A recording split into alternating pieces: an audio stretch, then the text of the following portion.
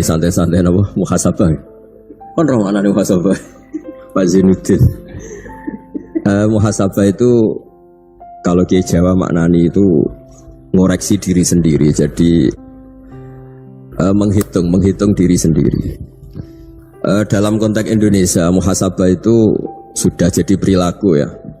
Karena dulu orang tua saya, guru-guru saya kalau ngandani itu bayangkan kalau kamu jadi dia ya. Jadi misalnya kita mentang-mentang atasan, otoriter sama bawahan. Bayangkan kalau kamu jadi yang bawahan itu kayak apa? Laukun tamakanah kalau orang Arab bilang, bayangkan kalau kamu di posisi dia. Makanya guyonannya orang-orang Indonesia itu kan orang ngaramkan judi gitu, bareng dikasih tahu. Tapi yang menang anak jenengan, alhamdulillah. Ternyata ngaramkan itu karena ada anaknya. Kalau anaknya yang menang ya seneng. Karena kadang kita keras itu ya kebetulan tuh ada anak kita, ada keluarga kita. Jangan-jangan kita didikte hukum sosial gitu. Jadi orang yang salah kebetulan tuh orang yang menservis kita atau keluarga kita atau orang dekat kita. Jangan-jangan semangat kita mintakan ampun. Tapi kalau sama orang lain kebetulan musuh kita semangatnya minta itu kena azab. Nah ini yang nggak boleh dalam Islam. Islam mengajarkan niru Rasulullah SAW. Nabi itu rahmatal lil alamin. Bahkan kemarin saya ngaji virtual sama beberapa habaib. Ada Habib Ali Al-Jufri dari Mesir gitu ya. Ada Habib Alwi dari Kuitang, ada Habib Nabil Al-Musawa. Dari sekian habaib itu saya masih ingat diantaranya yang didawuhkan rahmatan lil alamin itu ketika Nabi adahu kaumuh, disakiti oleh kaumnya, dan itu mereka masih kafir semua. Itu mereka dapat doanya Nabi Allah mahdi qaumi fa innahum la ya'lamun. Kayak apa baiknya Nabi, orang yang menyakiti, yang melukai, ya, tapi Nabi masih berdoa mahdi qaumi fa innahum la ya'lamun.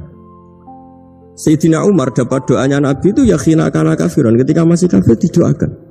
Allahumma aizzil Islam bi Umar. Itu ketika masih kafir. Itu pelajaran bagi kita bahwa yang sedang tidak cocok pun itu berdapat doa kita. Ya doa supaya kondisi kita baik, hari tambah baik. Karena agama ini saya berkali-kali bilang limangkana yarjuwa wal yaumil akhir. Agama ini diperuntukkan bagi yang selalu punya harapan pada Allah Subhanahu wa taala. Saya cerita muhasabah ini tentang hubungan kita dengan Allah. Di Indonesia itu banyak orang fasik, banyak orang nakal. Ya di mana-mana orang nakal itu ya mayoritas wa aksaruhum fasikun. Tapi berkahnya harapan. Mungkin saya kira nakal sok benda, mungkin saya kira sholat sok ben sholat, mungkin sekarang belum sakho, belum dermawan, suatu saat dermawan. Barokahnya itu kefasikan ini dianggap sementara, sedang fasik, sedang tidak benar. Karena kiai-kiai kita, para guru-guru kita, para habaib utamanya itu mesti bilang semoga husnul khotimah. Nah barokahnya doa itu semoga husnul khotimah itu menjadikan satu pola sosial. Yang sedang fasik ini masih diharapkan jadi lebih baik, jadi lebih.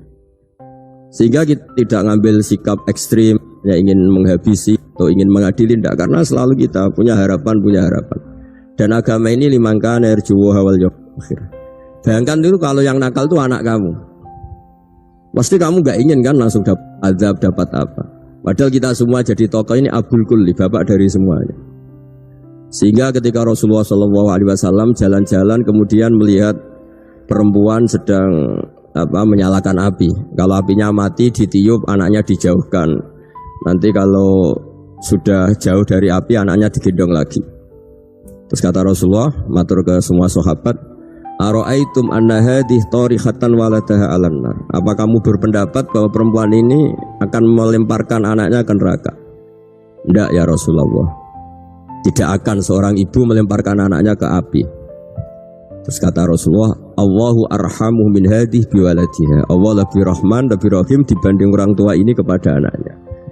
Ini yang harus kita kenalkan terus, kita kampanyakan terus supaya orang hubungannya dengan Allah itu nyaman, asik. Sehingga dengan demikian selalu ada harapan bahwa yang sedang nakal ini suatu saat tobat. Kita tidak boleh menghukumi pasti begini, pasti gini, itu tidak wilayah kita. Itu juga yang dicontohkan Rasulullah SAW. Secara lahir Nabi itu nggak berkenan sama Wahsy, karena Wahsy itu salahnya salah fatal karena membunuh ahabban nasi ila Rasulillah, yaitu membunuh Sayyid Hamzah. Jadi ketika Wahsy tobat, Nabi itu terima tobatnya. Dan ketika beliau dengan basariyahnya agak siap ketemu Wahsy karena harus ingat Sayyid Hamzah, basariyahnya diturutin. Oke, kamu iman, saya turutin, tapi jangan sering ketemu saya. Karena kalau ketemu kamu, saya masih ingat sama paman saya, Sayyid Hamzah. Kita bisa ngelola seperti itu. Kita tidak cocok sama orang, bagaimanapun mereka umat Rasulullah SAW, kita tetap mencintai mereka. Misalnya kalau beda agama, mereka sama-sama orang Indonesia, kita mencintai mereka atas nama warga Indonesia. Tapi kalau misalnya potongannya ora cocok, beda kultur, bawaannya itu mangkel no coro Jawa, ya bisa diilmoni, jangan ketemu. Wong sudah tidak cocok, ingin ketemu nyari solusi. Roh ini tok seneng itu kan ya repot itu. Ya sudah kalau nggak pati cocok ya jangan sering ketemu. Dan itu kita bisa memanage seperti itu tuh bisa. Saya berkali-kali cerita tentang Imam Syafi'i. Kalau dikasih tahu ya Imam Abu Abdillah, panggilannya Imam Syafi'i, tetangga anda ini ternyata banyak yang nggak senang anda. Jawabnya beliau senang. Ya bagus kalau nggak senang saya, ndak utang saya katanya. Jadi gara-gara saman seneng aku ngatur aku ini kan. Dan mungkin saman rasa seneng kan ya enak. Jadi hidup itu dianggap happy. Kalau seneng ya teman silaturahim, kalau nggak seneng ya nggak bakal utang gitu. Baru kaya seneng itu nggak ganggu. Gitu. Jadi dulu itu orang bisa ngelola seneng nggak seneng itu bisa. Karena ada kearifan hubungan dengan Allah Subhanahu wa Ta'ala. Hidupnya selesai karena masyghul bi dzikrillah. Mereka sibuk dengan Allah. Makanya kata ulama-ulama tasawuf, kamu jangan melihat manusia perilakunya, tapi kamu juga harus ingat yang gerakkan semua itu Allah Subhanahu wa Ta'ala. Dengan demikian kita faroh, kita senang. Makanya Nabi kalau ngutus Anas bin Malik kemudian enggak kesampaian yang diinginkan karena Anas main, ketika garwa-garwane Nabi agak tersinggung, Nabi andaikan Allah menghendaki yang saya inginkan kesampaian, pasti itu kesampaian. Jadi dianggap kegagalan Anas gak manggil yang dituju Nabi itu ya kersane Allah, ya enteng saja. Sayyidina Ali lebih parah lagi yang dialamin. Itu dalam beliau kalau dipanggil itu gak cepet-cepet ke sana. Ketika ditanya, kenapa kamu tak panggil gak cepet ke saya? Amin tu ukubatak. Karena aku tahu engkau orang baik. Orang baik itu pemaaf. Jadi makanya orang-orang soleh dulu itu bodoh itu. Makanya sekarang kalau ada orang bodoh itu mesti bidik orang soleh. Kalau orang-orang soleh itu kakean husnudzon lagi sering dibodohin. Abdullah bin Umar itu masyhur itu. Kalau ada budaknya sering sholat, sergap sholat itu dimerdekakan. Akhirnya nggak sholat pun pura-pura sholat. Akhirnya juga dimerdekakan. Ketika ditanya kenapa engkau merdekakan, padahal mereka sholatnya menipu engkau, kata pembisik-pembisik itu. Man khoda'ana lillah in khoda'na lah. Dia nipu atas nama Allah, berarti saat tertipu juga atas nama Allah. Gak masalah dong, semuanya demi Allah Subhanahu wa Ta'ala. Mensifati Allah Ta'ala itu ghafir, Allah pemaaf. Jangan kamu gak fair untuk diri kamu nyifati Allah ghafir, pada orang lain Allah kamu sifati syadidul iqab. Jadi Allah kamu atur, kayak MC tadi ngatur saya. Jadi Allah itu apa? Kalau pada saya ghafir, kalau pada musuh saya syadidul iqam. Itu tidak fair. Kalau anda punya harapan kepada Allah karena Allah Rahman Rahim, Allah Ghafir, sebenarnya Allah pada musuh kita ya bisa saja Allah Ghafir, bisa saja Allah Rahman. Sehingga kita melihat orang lain yang kita tidak cocok itu ya enteng saja. Itu min ummati Rasulillah sing tanaluhu syafa'atu, tanaluhu sa'atu rahmati, tanaluhu fair.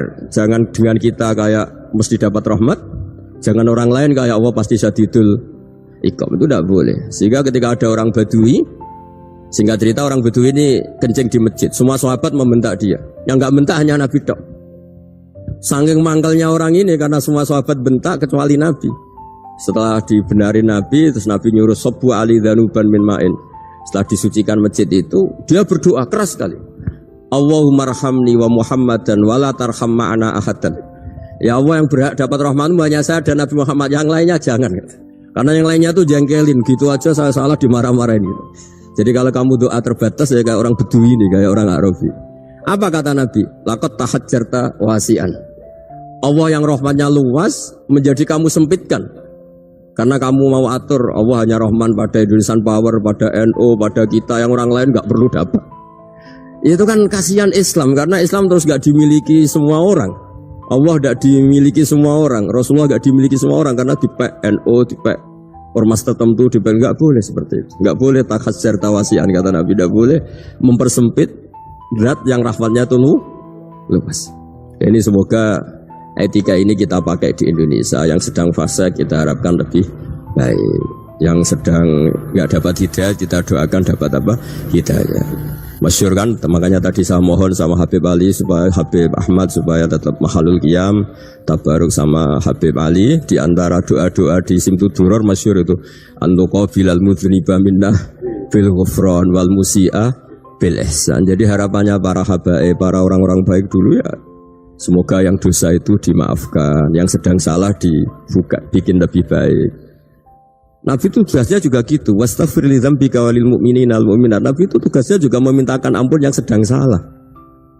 Nah ini cobalah jadi etika kita, muhasabah kita. Jadi muhasabah itu cara berpikir kita set, kita pikir ulang. Ternyata semangatnya seorang nabi itu wastaghfir li dzambika walil mu'minat. Semangatnya itu memintakan ampun. Orang ahli tafsir tahu semua kalau nabi itu tidak mungkin dosa. Jadi itu khitabun lin nabi wa urida bihi ummatu, itu khitab nabi, tapi yang dimaksud itu umatnya, karena nabi tidak akan mengalami dzambun, tidak akan mengalami dosa. Sekarang enggak, kadang-kadang kita ini kalau orang lain salah itu semangat. Kalau di perusahaan ada teman salah, apalagi pimpinan salah itu seneng, barokahnya salah bisa ganti kan gitu. Jadi kalau mungkin di dunia tokoh juga gitu, barokahnya ada tokoh salah, kita yang jadi populer sendiri, tidak boleh seperti itu. Kita harus salimus sodri di jami'il muslimin. Jadi ini harus dilatih. Saya tadi matur sama Habib Ahmad, latihan kita jadi hidup. Nabi itu kalau resep jadi wali itu kata Nabi gampang. Kata Nabi, kalau kamu ingin disenangin Allah, ya sudah. Kalau kamu asbahta wa amseta gini-gini, perasaan kamu, kata Nabi, jangan punya perasaan ghil sama orang muslimin. Itu sudah wadzalika min sunnati. Makanya Nabi ngendikan la yablughni ahadun an ahadin syai'an. Ada yang baca la yuballighni ahadun an ahadin syai'an. Seseorang jangan melaporkan ke saya tentang salahnya yang lain. Fa inni akhruju ilaikum wa ana salimus sadri. Karena saya ingin ketemu sampean semua dalam keadaan salimus sadri, tidak punya perasaan apa-apa. Karena kalau nurutin pembisik, nurutin informasi itu ya repot, karena orang pasti sepihak. Ada kiai yang top, datang ke kampung-kampung ning desa-desa. Kata yang seneng itu punya akhlak. Wah itu bagus orang besar datang ke kampung-kampung. Kata yang enggak seneng, wah itu jobnya kiai kecil kok diambil, itu kan ya kasihan itu kan sudut pandang. Makanya saya sering bilang, akal kita ini cukup untuk mentasdik Rasulullah Shallallahu Alaihi Wasallam. Meskipun perasaan kita kadang orang Jawa itu beda. Jadi saya mohon muhasabah itu dimulai cara berpikir. Makanya di sini sebetulnya tag ini supaya dapat barokahnya Ihya. Ini kitab yang disenangi para habaib, para ulama. Sebetulnya tag di muhasabah itu redaksinya gini ya, yang lengkap. Hasibu anfusakum qabla an tuhasabu wa zinuha qabla an tuzanu wa tahayya'u lil ardil akbar. Jadi ada kata wazinu, jadi ukur. Perilaku Anda ini diukur, ditakar. Misalnya kita sebagai suami kan ya punya hal-hal yang kita tidak ideal. Corong Jawa mesti pesek, cara rezeki ya pas-pasan. Dan kita juga kalau, makanya nggak boleh tanya istri begini, apa saat cinta pertama Anda? Pasti Anda kecewa. Orang jadi istri hanya korban terakhir itu. Sudah. Karena orang kalau ngelamar kemana-mana gak jadi, yang jadi istri itu pasti korban terakhir itu. Jarang istri pilihan pertama, jarang. Ayo semua yang nikah. Rata-rata itu pilihan Anda pertama Pak, dari sekian ditolak di mana-mana terus. Ya perempuan terakhir. Kamu juga korban terakhir gitu. Itu wali-wali dulu kalau ngandani kita itu sederhana. Antal, ini masyhur diceritakan Habib Zain bin Semit dalam kitab Al-Manhajus Sawi. Anta lam tajid min nafsika kullama turid. Fa kaifa turidu min ghairika kullama turid. Kamu yang ingin ideal saja, kamu tidak menemukan pada diri kamu untuk menjadi ideal. Kamu kan ingin ganteng, ingin punya uang banyak, ingin perilaku Anda sempurna. Anda saja yang punya keinginan tidak bisa mewujudkan keinginan Anda sendiri. Fakaifa turidu min ghairika ma turid. Jadi anta lam tajid min nafsika kullama turid. Fakaifa turidu min ghairika kullama turid. Kamu yang punya keinginan saja.